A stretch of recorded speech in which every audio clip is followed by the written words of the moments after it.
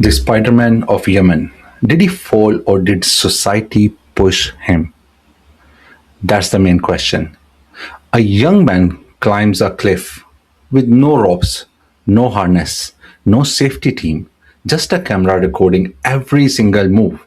One wrong step, and he disappears into a volcanic crater. That's the reality of the world. The internet calls it a tragedy. Some call it an accident. But I think we should ask a very uncomfortable question and a realistic question.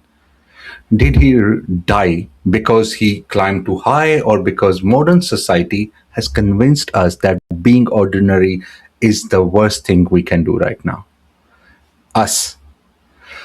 The Spider Man of Yemen became famous of doing what most people would never dare: hanging from a cliff, climbing impossible rock faces, defying gravity. Millions watched because it was thrilling. Every like, every share, every comment was a tiny reward telling him, do it again, do it more, go higher, make it more dangerous for us, not for him, for us. And this is not just one man's story. This is the story of our whole generation. Today, attention has become a currency. We don't just work for money anymore. Many people work for views, followers, and viral moments in their life. Algorithms don't reward calmness, thoughtful life. The more shocking the video, the more people like it, the more they click it. The more people click, the more the creator feels seen, the higher the adrenaline in it. And maybe that's the real volcano inside us. Not where he fall. Not the crater in Yemen, but the invisible volcano of modern culture where people are pushed to the edge because standing safely on the ground no longer feels like enough. Safety is not the norm now. Think about it. How many young people feel today invisible? You can study for years, work honestly, and nobody notices. But do one outrageous thing on camera and overnight millions know your name, your specialty. Social media has created a strange equation. Risk equal attention, and attention feel like the highest value today. But there is the part nobody wants to admit. We, the audience, are part of this story too. We watch, we share, we comment, we replay the clip again. We turn real people into entertainment.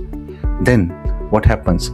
When something goes wrong, we shake our head and say, what a terrible tragedy, before scrolling to the next video. That's maybe the question is not, why would someone risk their life for just few views, few likes, few comments? Maybe the question is, why have we built a world where being seen is worth risking your life for? Being seen by others, not by yourself. There was a time when heroes were celebrated for building things, discovering things, sacrificing for others. Now, too often we reward the person willing to come close to death with a smartphone pointed at them. The Spider-Man of Yemen did not invent this game. He simply played by the rules of our own digital world, creating and being a bit louder, going to extreme or to disappear. And perhaps the greatest irony is this: many people spend their whole lives trying not to be forgotten. But if the only way society remembers is through a final viral video, then maybe it isn't the individual that is broken, it is us, the society.